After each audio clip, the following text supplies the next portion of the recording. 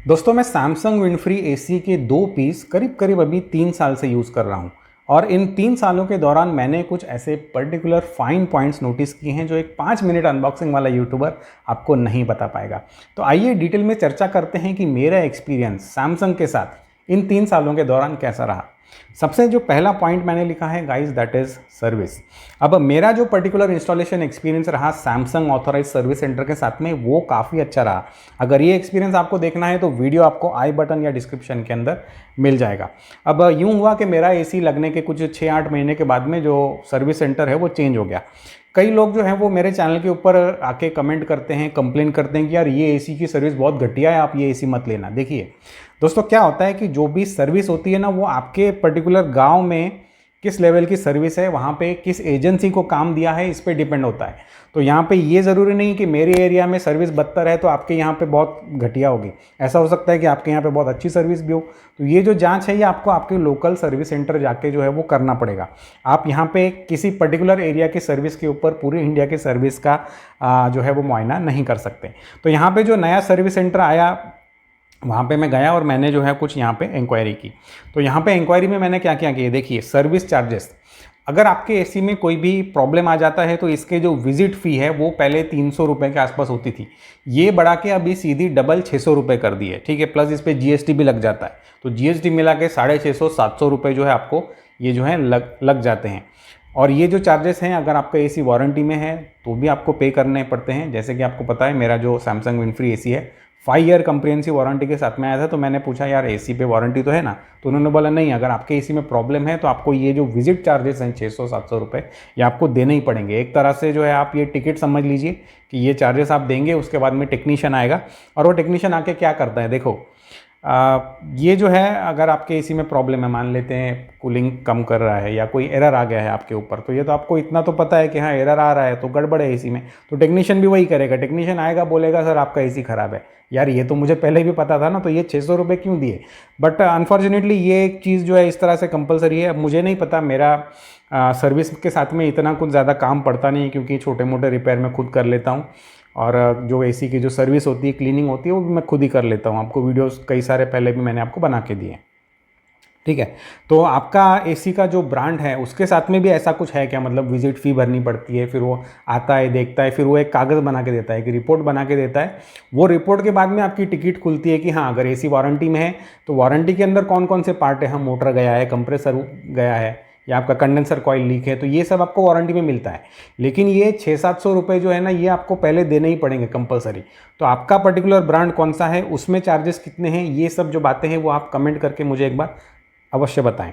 इसके बाद में इसकी जो सर्विसिंग की जो कॉस्ट है, जो क्लीनिंग की जो कॉस्ट है, वो लगती है 850 रुपये। ये मुझे बिल्कुल भी वर्थ नहीं लगा। तो एसी की जो सर्विस और क्लीनिंग है वैसे भी मैं खुद ही कर लेता हूँ, तो इसमें कोई दिक्कत नहीं है। आपको अगर वीडियो देखना है तो आई बटन या डिस्क्रिप्शन में जाके देख लो। अभी अभी मैंने इसकी बढ़िया से जो है जेट पंप लगा के वेट सर्विस जो है वो की है पूरा एसी खोल के। नेक्स्ट यहाँ पे पॉइंट मैंने लिखा है दोस्तों कूलिंग। तो कूलिंग के अंदर इस मॉडल के साथ में बिल्कुल भी प्रॉब्लम नहीं है। I am totally satisfied with cooling. मेरा जो रूम है वो एवरेज से थोड़ा बड़ा है और इसके अंदर हैवी एडिटिंग पीसी चलता है, 4-5 हार्ड डिस्क है, उसमें ग्राफिक्स कार्ड लगे हैं, बड़े बड़े रैम स्टिक। मतलब आप सोच सकते हो कि एक हैवी पीसी चलते रहता है, लगभग दिन भर चलता है। और उसके साथ में भी ये जो एसी है ना, आराम से 60% मोड के ऊपर भी जो है वो रूम को ठंडा कर देता है। और जैसे ही रूम एक बार ठंडा हो जाता है मैं इसको 40% मोड पे डाल देता हूँ। I don't know if you can see this. तो अभी भी जो है फ़िलहाल मैं बढ़िया से 40% मोड के ऊपर डाल के इसको चला रहा हूँ और बढ़िया जो है इसका कूलिंग परफॉर्मेंस मुझे लगा है। 1.5 टन का एसी है, कोई भी दिक्कत नहीं है। इसके बाद में नेक्स्ट पॉइंट मैंने लिखा है इसका पावर कंजम्पशन। गाइस ये जो एसी अभी चल रहा है ना, मैं आपको एक सीक्रेट बताता हूँ। ये एसी अभी फ्री में चल रहा है क्योंकि इसको मैं चला रहा हूँ मेरे UTL gamma plus solar inverter के ऊपर। अगर आपको इसको टूर देखना है तो ये वाला वीडियो आपको मिलेगा, इसका नाम है a day with UTL gamma plus. आप उसमें जाके देखिए कि मैं दिन भर में अपने सोलर एनर्जी से फ्री में क्या क्या जो है वो चीज़ें चलाता हूँ। अगर इसको मैं 40% पे डाल दूंगा जिस तरह से अभी डाला हुआ है, तो ये एसी लगभग 600 वाट के आसपास एनर्जी जो है वो कंज्यूम करता है। मतलब काफ़ी अच्छा जो है पावर एफिशिएंट है। इसके बाद में एक बार अगर आपका रूम ठंडा होता है तो ये जो एसी है इसका कंप्रेसर बंद भी हो जाता है। अगर कूलिंग की रिक्वायरमेंट नहीं है तो इसका कंप्रेसर शट डाउन भी होता है, ये भी एक बात है। ठीक है। क्योंकि मेरा जो पर्टिकुलर रूम है दोस्तों ये एक्सेप्शनली सील्ड है। मैंने कई सारे जो टेप वगैरह लगा के जो कंप्लीट खिड़कियाँ थी, जो दरवाजे थे, इसके जो भी गैप थे इसको भर दिया। जहाँ पे ज़्यादा होल्स थे वहाँ पे सिलिकॉन गन लगा के मैंने इसको भर दिया।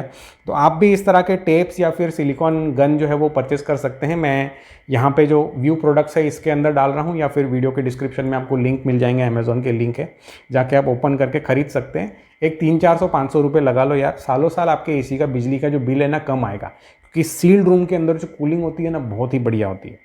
ठीक है। और अगर आपको प्रोसेस सीखना है, वैसे तो सिंपल है, ये बड़ा वीडियो है, इसमें आपको मिल जाएगा।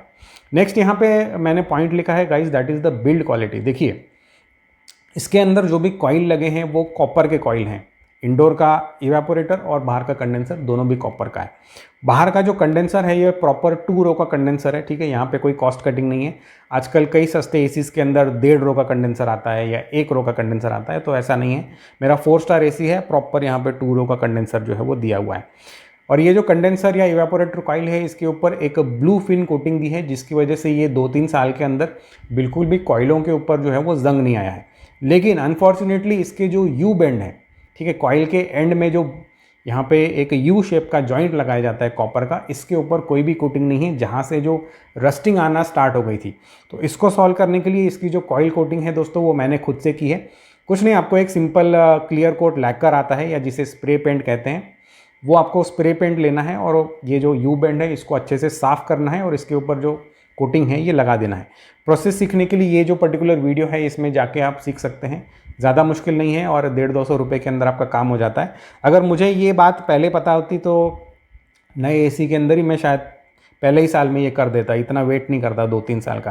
क्योंकि मैं एज्यूम कर रहा था कि जो ब्लू फिन कोटिंग है अगर कंडेंसर के सेंटर में है तो वो यू बेंड तक भी होगी, पर अनफॉर्चुनेटली यू बेंड तक कोई कोटिंग नहीं है। मेरा एलजी का जो 2021 एडिशन है उसमें जो कोटिंग है ओशन ब्लैक, वो डायरेक्ट यू बेंड तक भी दी गई है। तो थोड़ा सा मैं कहूँगा एलजी का मे बी आउटडोर का क्वालिटी इससे थोड़ा बेटर जो है वो हो सकता है।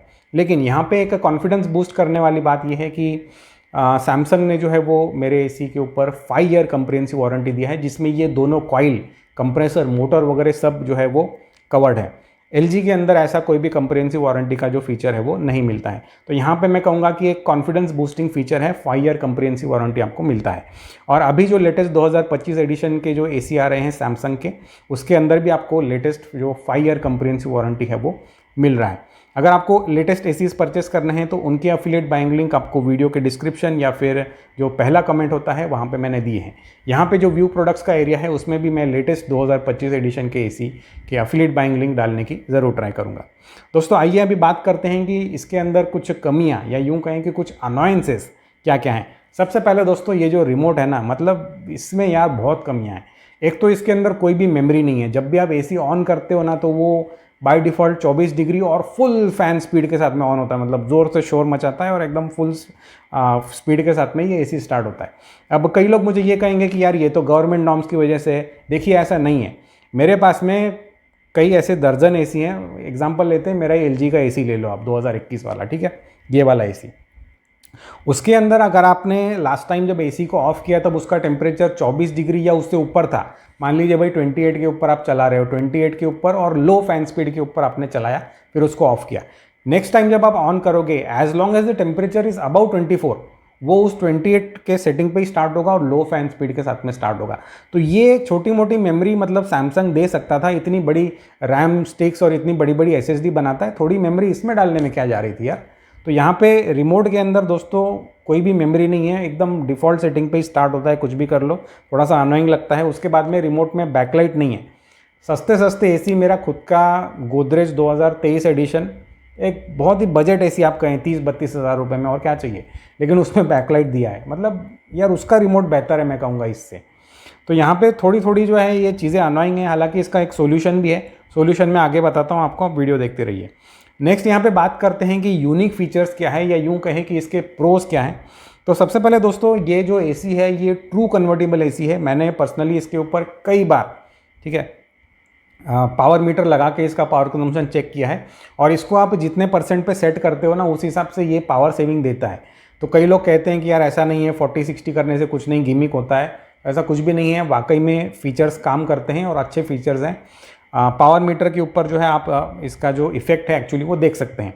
अगर आप इसको 40% पे चलाते हैं तो करीब 500 से 600 वाट के आसपास जो ये एसी है ये चल जाता है। मतलब इजीली एक 2 किलोवाट का अगर सोलर इन्वर्टर आपके पास में है तो आप अपना जो एसी है वो फ्री में जाके चला सकते हैं। इसके बाद में दोस्तों इसका जो विंड फ्री मोड है इसके साथ में भी वही कंप्लेंट की यार ये गिमिक है, इसका कोई फ़ायदा नहीं है गाइज। लेकिन मुझसे पूछिए, मेरे पास में ये 2 पीस लगे हुए हैं और अगर आपके घर में ऐसा कोई है, कोई सीनियर सिटीज़न है, बच्चा है या कोई बीमार है, किसी माइग्रेन की प्रॉब्लम है, एलर्जीज़ की प्रॉब्लम है, तो ये जो सैमसंग का विंड फ्री मोड है ना दोस्तों, ये वरदान है। ये इतनी जेंटल कूलिंग देता है कि आपके ऐसे चेहरे पे ना ये ऐसे एयर का ऐसे थ्रो नहीं आने देता, बस एक जेंटल कूलिंग पूरे रूम के अंदर हो जाती है। जिसे माइग्रेन की प्रॉब्लम है ना, उसको समझ में आएगा कि थोड़ा अगर हवा का झोंका भी आता है तो कितना ज़्यादा दर्द होता है। तो ये जो चीज़ें हैं इसमें डेफिनेटली सैमसंग का जो विंड फ्री फीचर है ये एक नंबर है। इसके बाद में कई लोगों ने कंप्लेन किया कि इसके जो विंड फ्री के जो पैनल हैं ये चोक हो जाएंगे, इसमें धूल मिट्टी भर जाएगी, ये एसी का जो पैनल है ये ख़राब हो जाएगा। तो ऐसा कुछ भी नहीं हुआ।